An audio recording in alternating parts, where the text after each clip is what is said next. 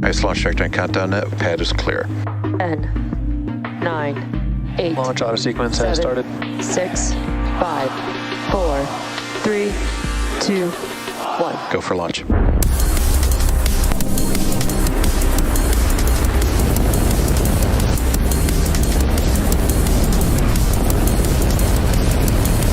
Vehicle is supersonic. Stage separation confirmed. Dragon, separation confirmed.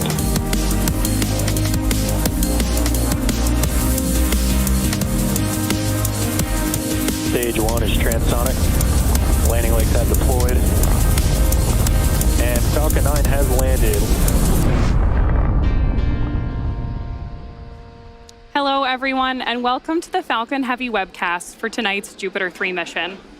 My name is Ronnie Foreman, and I'm joining you from the West Coast, from SpaceX headquarters in Hawthorne, California, to follow our Falcon Heavy rocket liftoff from Launch Complex 39A at Kennedy Space Center in Florida. Today's launch marks SpaceX's third Falcon Heavy mission this year and sixth operational Falcon Heavy mission overall. Today, we'll be launching the Hughes JUPITER 3 EchoStar 24 satellite into space for our customer EchoStar and their Hughes Network Systems division. The JUPITER 3 payload on board the second stage was built by Maxar and will be the largest commercial communications satellite ever to launch into geostationary orbit, weighing over 9 tons. Once operational, JUPITER 3 will help meet demand for HughesNet satellite internet in rural areas of the United States and Latin America, as well as demand for Explore service for rural customers in Canada. In addition to supporting enterprise and government applications, JUPITER 3 will also power higher speed satellite internet service plans in North America, while helping to expand and enhance HughesNet across Mexico, Brazil, and South America.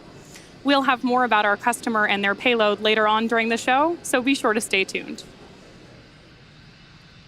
At T-minus 13 minutes and 45 seconds, all systems are currently go for an on-time liftoff of 11:04 p.m. Eastern Time. The vehicle started propellant loading around the T-minus 50-minute mark and is nearly fully loaded with propellants now.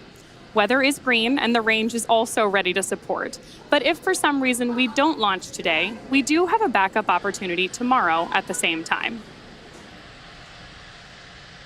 The Falcon Heavy that you can see on your screen is essentially 3 Falcon 9 rockets strapped together. Having 3 cores instead of just the one on Falcon 9 means that we are using 27 engines between the 2 side boosters and center core today, and that allows us to carry heavier payloads to various orbits in space. From a technical standpoint, we are creating a more powerful first stage that carries more fuel and burns longer than the first stage on a typical Falcon 9 mission. Now, at the very top of our rocket, as you can see on your screen, is our payload fairing. This is where the JUPITER 3 satellite is safely enclosed between 2 composite pieces. The fairing protects the payload from aerothermal loads, heating, and contamination during ascent. Once we reach the vacuum of space, though, the fairing isn't needed anymore, so we will jettison both halves as the second stage continues on its journey to orbit. Both fairings supporting today's mission are flight-proven, with one half flying for its 5th time and the other for its 6th.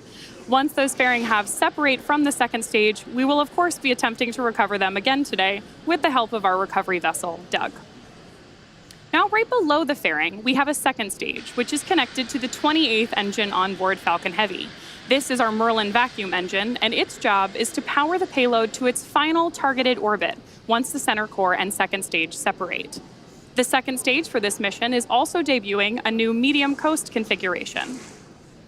Just in case you didn't know, our second stages have 3 general configurations: standard, medium, and long coast. And we use different configurations depending on how long the second stage needs to operate after launch. A medium coast kit, which is what we're using today, provides better performance for some missions and includes an added battery loaf or power pack, a painted gray stripe on the outside of the fuel tank, and other hardware to make sure that the fuel and stages systems operate as long as needed. Now, if you look very closely at the stage 2 on your screen, you can just barely see that stripe of gray paint that I mentioned. While in space, that paint will absorb some heat from the sun in order to keep the second stage fuel warm enough for our long flight today. Payload deployment for Jupiter 3 is scheduled to occur after 3 second-stage engine burns and occur around the T+3 hour and 30-minute mark. We hope you'll stick with us till the end. Now moving further down the rocket, as I mentioned a little bit earlier today, we have 3 Falcon 9 rockets essentially strapped together. All 3 constitute our first stage. Each of the side boosters on either side of the center core are flying for the 3rd time on today's mission, having previously supported 2 Falcon Heavy flights, USSF 44 and 67. A couple of minutes after liftoff, we'll attempt to recover both side boosters with a land landing on landing zones 1 and 2. And fun fact, landing zone 2 was built specifically to support dual booster landings like this one. Similar to previous launches, we'll be conducting a 1-engine entry burn. This allows us to shorten the length of the entry burn, ultimately allowing us to increase performance of Falcon Heavy overall. And speaking of increased performance, we will not be attempting to recover the center core today. If you look very closely, you'll see that the center core doesn't have landing legs or grid fins attached. That's because this mission requires more performance than we have to be able to recover the center core, and that landing hardware isn't needed.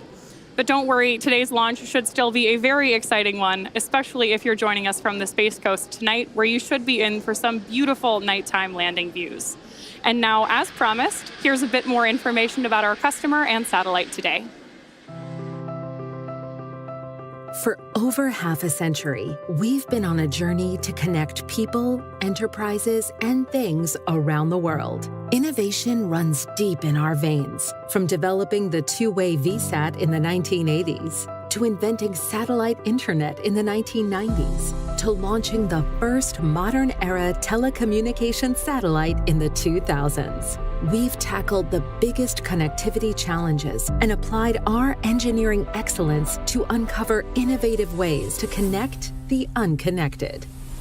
Since the launch of the first Hughes high-throughput satellite, we have engineered some of the highest capacity broadband satellites in the world.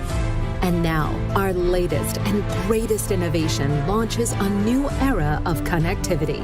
Jupiter 3, the world's largest commercial communications satellite. 26 feet tall when stowed, it boasts 14 solar panels unfurled. This massive satellite was purpose-built and engineered like no satellite before. Hundreds of team members have devoted countless hours to bring Jupiter 3 to life. The highly anticipated next-generation ultra-high-density satellite doubles the size of the Hughes JUPITER fleet and brings total throughput to more than 1 terabit per second. Enabling more capacity, better service, and faster speeds. With 300 highly concentrated spot beams, Jupiter 3 expands our reach to nearly 80% of the population across North and South America. The engineering ingenuity built into Jupiter 3 will expand the connected experience. For the family in Ohio streaming movies on a Friday night. For the student in Mexico, expanding her horizons with access to technology and educational tools. For the farmer in rural Idaho, monitoring the weather each day to manage his crops. For the executive, flying from New York to Los Angeles, holding a meeting over first-class Wi-Fi in the sky. For the senior in Montana, consulting with his doctor by telehealth. For the ranger at a national park, coordinating in real time with emergency responders. For the mango grower in Brazil, expanding her family business nationwide and internationally. For the entrepreneur in Ecuador, promoting his business and taking customer orders. For the grandmother in Mississippi, meeting her new grandchild by video chat. All this and more as Jupiter 3 launches a new era of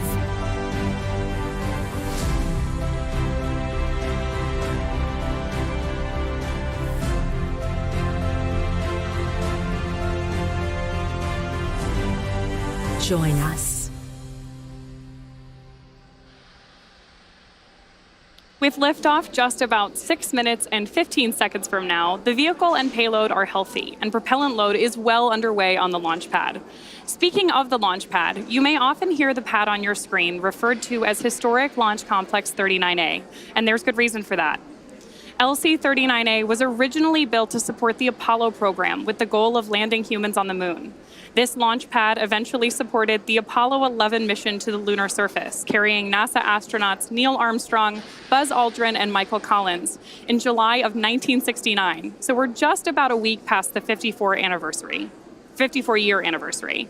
And after numerous launches of the Saturn V and Space Shuttle vehicles, the launch pad was leased to SpaceX in 2014. Since then, we've launched 66 missions and 38 humans to space from Launch Complex 39A. Today's mission will mark SpaceX's 249th overall mission to date, our 67th mission from 39A, and 50th launch of 2023. We look forward to reaching even greater space milestones on this launch pad for years to come. Now, coming up next, we should hear the call out for strong back retract.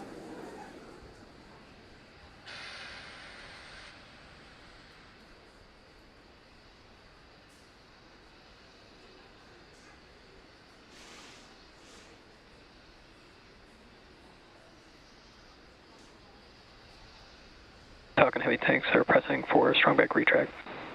So there you heard Mission Control confirming that we are pressurizing the tanks ahead of strong back retraction. Next up, the clamp arms around the second stage, which you can't really see because they're being obscured by those LOX clouds there, are going to begin to open. And that truss structure next to the vehicle, known as the strong back, will retract away from Falcon Heavy.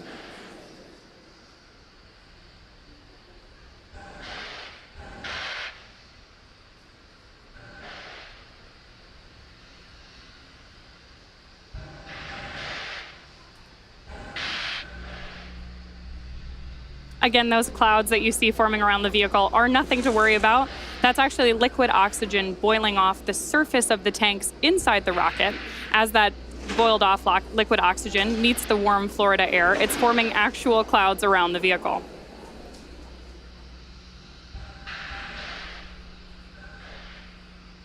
There you can see coming out from behind those clouds, we have had the clamp arms open up around Falcon Heavy in preparation for liftoff.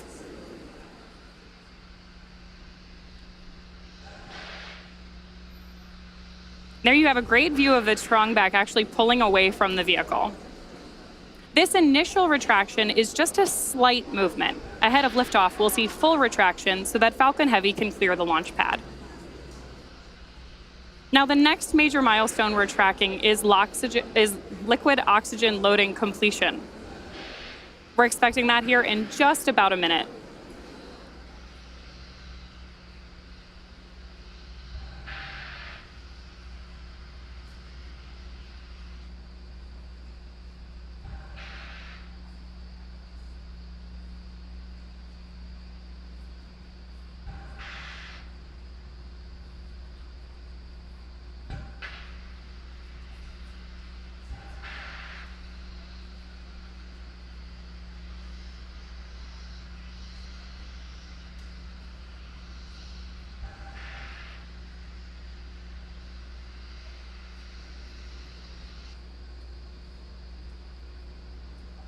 Just about 25 seconds left of liquid oxygen loading.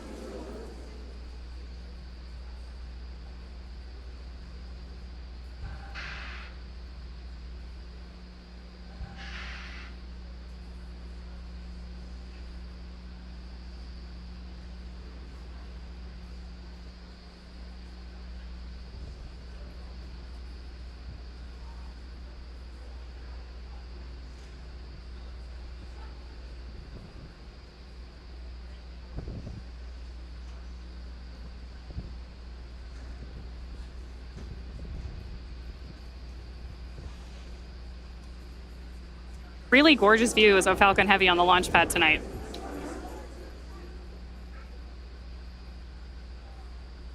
The next major milestone we're tracking is going to be the announcement that Falcon Heavy is in startup mode, which means that the internal flight computers have taken over the final count in the lead up to liftoff. About T-minus 1 minute is when we expect to hear that call out, and that's also when stages 1 and 2 will begin to pressurize for launch.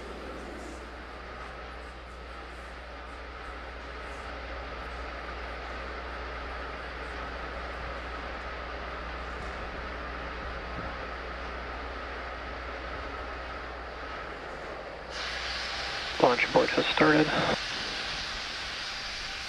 As you may have just heard over the nets, we just heard an abort called out from our launch director. We're waiting for other updates from Mission Control, so stay tuned and we'll come back with an update as soon as we can.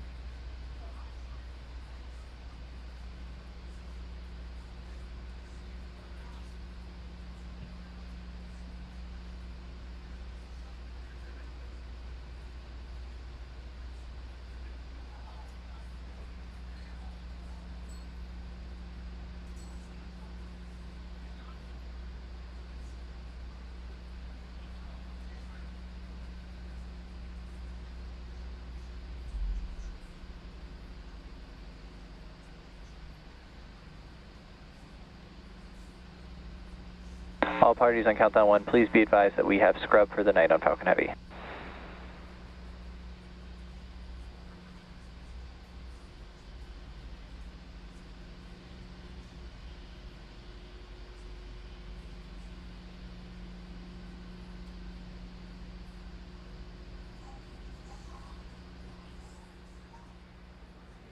If you've been following along, you know we had an abort during the countdown tonight at T-minus 1 minute and 5 seconds.